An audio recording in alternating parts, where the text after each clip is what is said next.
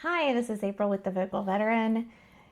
3 things you need in order to get something service connected. One, you got to have a current condition going on, right? The second is you have to have had something happen in service that either caused that condition or contributed to that condition occurring.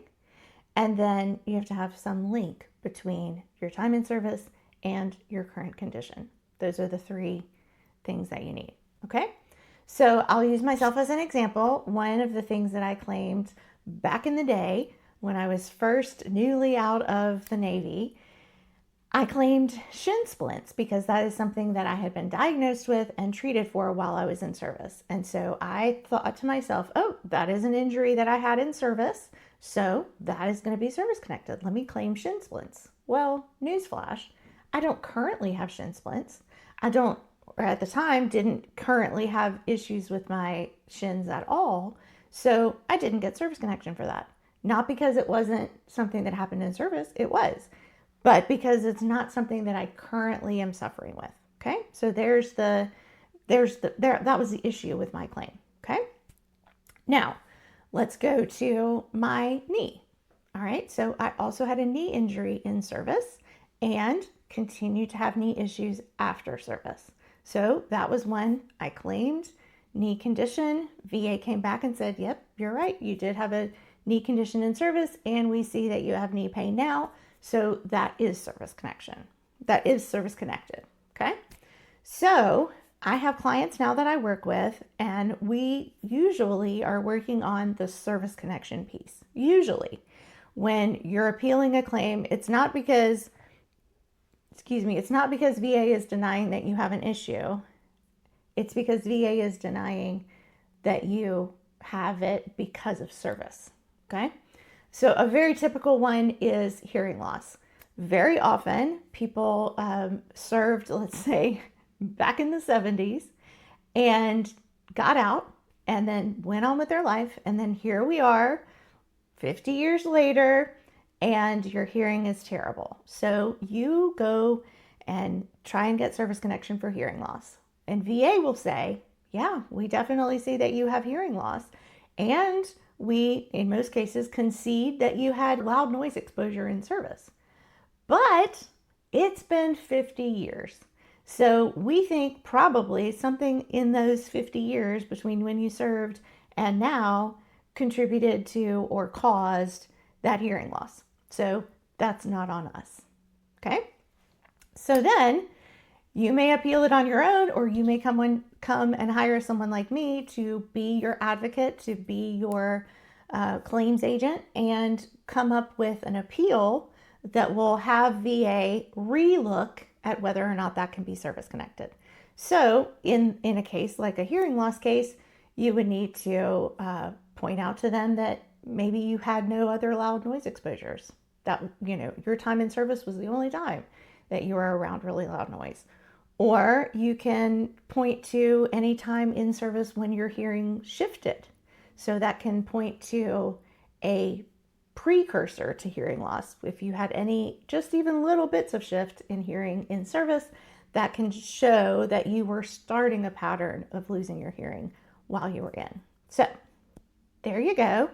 That is service connection. Again, that's the most common reason people are appealing, is because VA is saying your whatever condition, sleep apnea, hearing loss, whatever it is not service connected. They're not saying you don't have it. They're just saying it's not tied to your service. So then you either need to argue, or you need to hire someone to argue on your behalf that it is service connected. So when I'm working with my clients, I will help them craft an appeal. We turn in usually a supplemental claim, and then VA will order new service connection opinions. And before your decision letter even comes out, I am able, because I have access to VA system, VBMS, Veteran Benefit Management System, because I have access to that system. When the examiner uploads their opinion on whether or not this condition is service connected, I'm able to see that opinion. So I'm able to then go to my client and say, we got a favorable opinion for service connection. or we got an unfavorable opinion for service connection. So even though the decision is 2 or 3 months down the line, usually, I'm able to then plan ahead, and either the client is happy, I'm happy, we know we're going to win, we just need to wait for that decision, or we see an unfavorable opinion and I'm able to put in an argument right away. Something that says, hey, here's some evidence that they missed. That opinion is not sufficient because you completely missed the reason that we said it was service connected. So here's one that's happened recently. I have a client, he's got sleep apnea and originally was claiming it as like just directly tied to his service. And VA had said, yes, you have sleep apnea. No, it's not tied to your service. Okay, so then he comes and starts working with me, and we propose a new theory of service connection. So a new theory of service connection is new and relevant evidence.